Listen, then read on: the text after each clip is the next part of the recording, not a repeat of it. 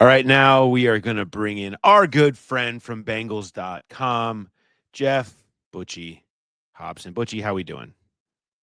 Fine, guys. Thank you for having me on. It's been a hectic 3 weeks, hasn't it? It's been a little busier, than we thought. And the one thing that I didn't think that we were going to be talking to you about today was your going viral. I didn't think we'd just play you in. There's always more you can do. If I had played even better, then we wouldn't have been in that spot that we were in. So I'm just focused on trying to get better myself. And, I know everybody in the locker room, it feels the same way. So if I go out there and play, hold on, Hobbs, dang.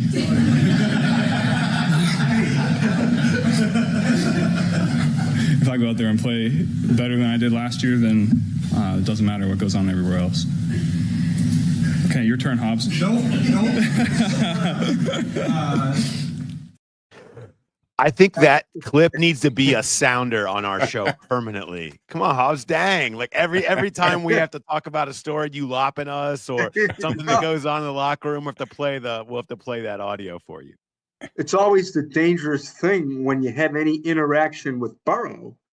You got to make sure you're on because and I wasn't clearly. My timing was off. You know how he pauses. He's one of the great pausers because he's a very thoughtful, deliberate guy. I mean, I love the way he does news conferences. But I just, I told him later, I said, sorry, I got to work on my timing. Yeah. So that's what this time of year is all about, though. But it's this year. It's about timing in the offseason. Phase two for all of us.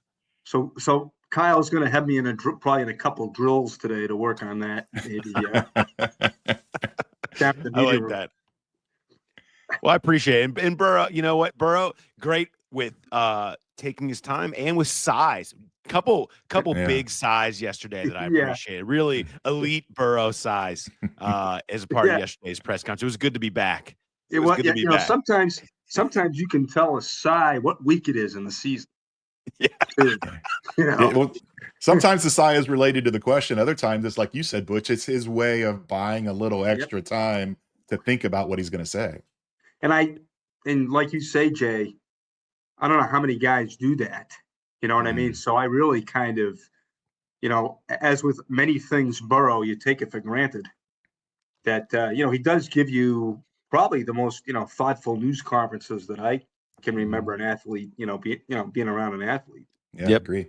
Always, there was a running gag back in the day that you always had to be there for Marvin Lewis press conferences because there was always a 5 to 10% chance of some kind of a gaffe or something being said. With Burrow, there's a 5 to 10% chance that something that you do goes viral just by being there asking a question. Yeah. It's like you just never know quite what you're going to get or where it's going to land. I want to talk about Mr. Burrow. I want to kind of focus my time here with you on Burrow's growth off the field because I think on the field we can describe it pretty clearly. And I loved you asking questions yesterday about an encore because I think it should be viewed that way. Nearly all the pieces are back in place. I mean, what's really the difference? A couple of guards and a new offensive line coach. Everything else feels very much the same as the MVP caliber season that we kind of saw. And it's just year 2 of Dan Pitcher. I just feel like so many of these things are still there on the field. But off it, we see him changing and growing. How do you see that, Butch? How have you seen him from the inside sort of change and grow a little bit in how he's handled life off the field?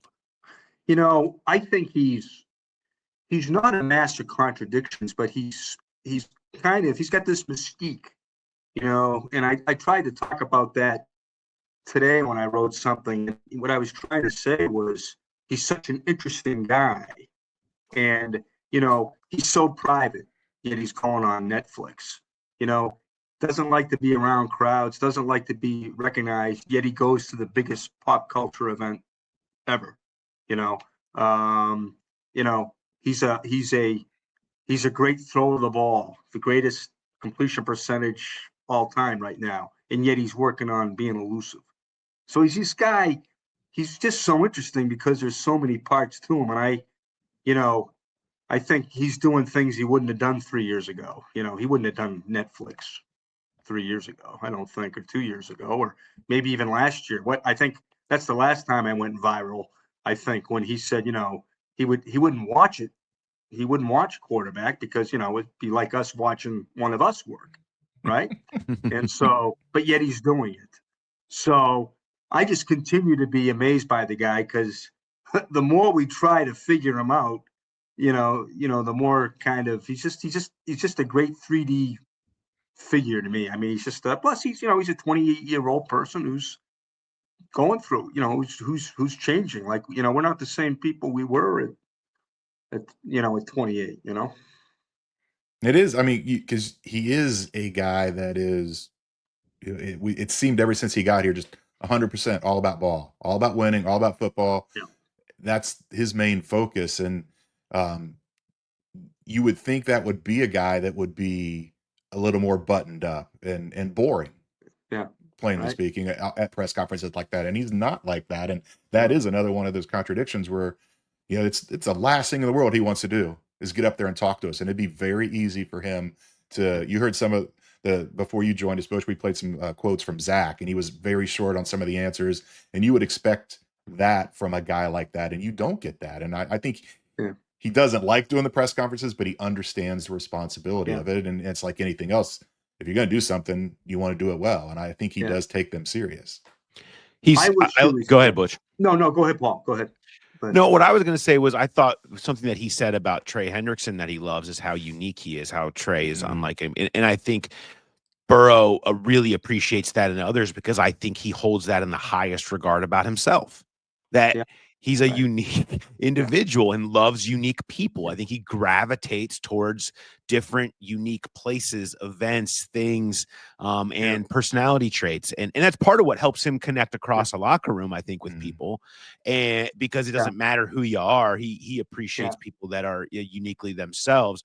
And I think that's what makes him so interesting and thoughtful is that he tries to be unique in his answers even and in his approach to these things. And you're right, though. I'm fascinated by him off the field and the dichotomy that he's pulled off as a private person. And the one thing that I came back to, and we heard him kind of talk about it in not only with the quarterback discussion, but a lot of the things that he's done.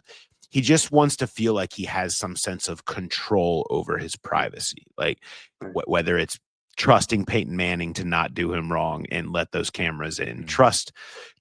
Going through what he went last year off the field, you deal with a lot of trust issues with that. But, going to this Met Gala where, he ends up in this room where it's a bunch of people who don't care that he's Joe Burrow. It's not even a deal. Like you're not even the most famous person they've seen in the last minute is so appealing to him because he wants to find some sense of normalcy and privacy, but also be able to be a social person and take advantage of some of these cool events and doors that open for him. And him navigating that is really, really interesting to watch as he tries to find his spots that can give him some sense of control, which is really hard to find if you're Joe Burrow. I just want to see him go eat at the Chili's on Field Turtle one time, and just see what happens. It's like, that's a worse nightmare situation. He has no control. Right. I mean, I wish he was more available. I think if he was, say he broke in 15, 20 years ago, I mean, Brady kind of has given us the imperial quarterback. You can only get him certain times, Gone are the days when you can get this guy maybe by himself in his locker or maybe with 3 other guys, beat guys. We did that with Carson. We did it with Andy. If there's something you want. And I understand that things change, but, he'd be Boomer if this was like, if he was in Boomer's time or if he was even in Carson's time, but it's just the way that he's been brought up and the way that the guys are broken in now with, in college, you can't get near him. And that's the way it is now, unfortunately. I mean, we're in this age of where there's a lack of accessibility, but I just think Burrow would, and I understand that there's the privacy thing too. But I think he'd be, the more times you get him, he's just great after a win, after a loss, after he gets hurt or, I mean, when he's coming back, I mean, it's just, I think he's just a fascinating guy. I think he's one of the most, I think he's the most fascinating athlete in Cincinnati sports history. And I say, but can you say that? You got Rose, you've got Boomer, you've got Oscar. So, I think this guy's right there at the Pantheon. And, hopefully, he's here through 29. I think he'll be here beyond that. So, I think I think he's clearly the most interesting, with all due respect to Joey Votto. He's clearly the most interesting Cincinnati sports athlete of this century, but perhaps the entire industry. Yeah, I agree. And a lot of those guys you first mentioned, Oscar and Pete, and those, that was just a different era where you couldn't see these elements of their lives. There was no social media, and it wasn't out there on display. But Votto was part of that era, Yeah, and I agree. I was always fascinated by Votto, but I don't think it kind of reaches the same level as Joe, and I don't know if that's because Joe is, I don't know. I guess Votto won an MVP. Joe hasn't yeah, done that yet, but it right. just feels like Joe's already at a higher tier as an athlete Yeah, and on the interesting meter. Well, yeah, baseball is so hard to break through as a star from a Yeah, small market, whereas that's not the case in the NFL, and it's not the case when you win the Heisman at LSU and you come in as the number one pick and you go to the Super Bowl immediately and you're a star. Like, it's just, you're right, yeah, it is a different tier. And Joey Votto, no, and didn't go to the World Series. I mean, he didn't advance in a playoff series. So it's yeah, like, unless, especially in baseball, if you're not taking over those moments, it's hard to really have the things that make your rise even more interesting and make it a bigger deal nationally. I think too, Jay. Too. I just don't think football. Because I don't think when we were growing up, it was baseball. Now mm, it's football, and yeah, it's been that way for 25 years. And I think that's part of it too. Maybe if Votto and Burrow were like counterparts in 1985, Votto would be the guy. But that's not where football and baseball are. yeah, true. one thing he said that I think was interesting is I've consciously worked to grow the game internationally. Yeah, Yeah, I found that kind of interesting because what yeah, players care yeah. about the internet? Most, they're doing the opposite. They're trying to stop it from growing mm, internationally. Mhm. But I think he does view himself as kind of a global guy, and it makes him a nice fit, I think, for the Bengals, who, Butchie, Yeah, I mean, try to view themselves much yeah, more now as a global brand and have had success and inroads, that whether it's yeah, UK or I guess now in Canada, right? But really all over. I think you yeah, see that, and it's interesting to hear a guy who really embraces that as the yeah, quarterback of the idea of being international and doing these things, whether it was the stuff in Paris. I just found that yeah. kind of an interesting take that you don't normally hear. Only guy I ever heard. I mean, most 99% of the people you talk to, and you can put me in there too, is the last thing you want is an international game. Yeah. mm, Because it just throws you so out of whack. You never know you never know how your team is going to respond from that. You can make an argument in 2016 it threw the bank, the kind of threw the Bengals out of kind of, they had the awful tie with Washington, and it was kind of, that might have thrown them for a loop. So you never know what an international game can do to you to the rest of your season. And it's a brutal thing, leaving right after practice Thursday, getting there, wherever you're going, and but yet Joe wants to do it. So I tip my hat, I tip my hat to him. And again, I mean, I think he's smart enough to know that you grow the game internationally, you grow the salary cap, and he's going to have another run at a huge contract in a few years. And he's also been very open about wanting to play international games. And so I Yeah, think, that was a little message to Roger Goodell and the schedule makers too, that he likes this idea and he does want to grow it. So go ahead, send us over there. And it sounds like, yeah, for sure 2027 they're going to host a game, but maybe next year that they yeah, get a road game yeah, internationally, and it didn't used to happen, but it's happened a few times in recent years where teams have gone overseas in back-to-back years. So maybe right. he's angling for that, for the Bengals to get a chance to do that in 26 and 27. Maybe he can be. Maybe he'll win. Maybe he'll become the next mayor of Madrid, because Yeah. that guy. I thought for sure the Bengals were going because Yeah.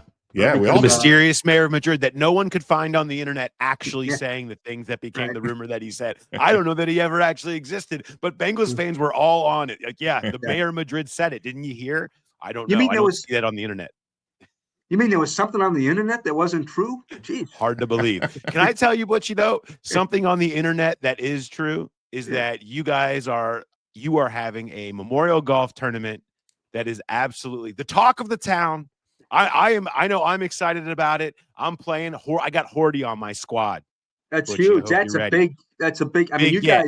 you guys are the I got favorites, I Horty. think. I got Paul Daner Sr. on my club. Yeah. You're in Yeah. the tournament's in trouble. We're coming Yeah, for I it. think so. We're coming. It's the Jack Hobson Memorial Golf Tournament on May 30th at Legendary Run. If you're listening now, it's open. You can just go search that with the link in the show notes. If you want to go, just go right there. You can sign up a team. You can come play. You can sponsor holes. Tell everybody, Butch. First of all, though, on the impetus behind this and where the proceeds are going.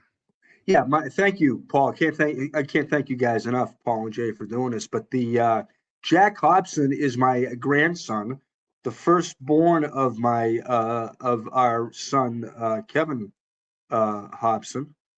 Anita and I's part of the family that lost Jack on October 19th, 2021, 29 days after an unbelievable fight with transposition of the arteries, which is the switching of the aortas. And he went hard for 29 days, and it's he was named after Jackie Robinson. Kevin and Danielle, his mom, they read from Jackie Robinson's autobiography. I never had it made. They read that to him why he was in tied up to the tubes and in his little bed. And so something like that, you want to do something in Jack's memory. I think the big thing whenever I talk to Kevin about it, just don't want to forget Jack and what he went through, and for all the little kids and the babies that are faced with this, which is congenital heart disease. And so it's all about getting the information out there, obviously research, but obviously neonatal care, getting the right screenings, making sure that if you have if heart disease is in your family, that you get the neonatal scans, make sure the baby's okay, and if he or she is not, there are things that can be done. So I think it's the whole thing is trying to raise money for the Heart Foundation for research, but it's also about getting the awareness out there, and so that guys like Jack can grow up and play golf one day, and be able to. What we're going to do on May 30th, we're going to fellowship, and we're going to play one of the great games, and going to be around people we like, and maybe there's a Jack Hobson out there who's he'll do that one of these days. Yeah, 100% of proceeds to the Children's Heart Foundation. The Bengals, you were running through some of the auction items for me yesterday. You're bringing the heat on the auction in this thing. Yeah. You got to go big, right? So so get your match. What do you get from the greatest receiver in the game today? Get a pair of his gloves. So he was kind enough to put Ja'Marr Chase, and I said, "Well, just write Triple Crown on there." So that's a nice item. Pretty nice. Yeah. And T. Higgins was kind enough to donate a pair of his new spikes. Nice. Which is nice. Hopefully there'll be a Joe Burrow football. There'll be an Orlando Brown jersey. I think there's going to be a Sam Hubbard jersey. Assigned. And we get to kind of an item I really like is a pair of Evan McPherson cleats that are signed by Evan and Jim Breach, the two Super Bowl, the Bengals 2 Super Bowl kickers. So these guys have been so kind to donate these things. You can't say you really and as in the bump and grind of the business, and all the numbers and all the stories, and you kind of get it gets lost is these guys do, they do give back. And, and you remember, because a lot of these guys didn't come from much, and so they all have great stories. And the guys, it's just is very heartwarming to see, guys like that, give back. Come be a part of it with us. We'd love to have as many people that want to come play. Sign up now. The Jack Hobson Memorial Golf Tournament's on May 30th. It's a shotgun start in the morning. So it's a lunch, right? You get a lunch with it too, as well. Yeah. Oh yeah. You get a lunch. You get a couple drinks. Yeah, you got it. And you got it all at Legendary Run. You So get I'm excited a about getting out signed there. photo. You get a signed photo of Hall of Famer Anthony Munoz. Bam. There Yeah. it goes.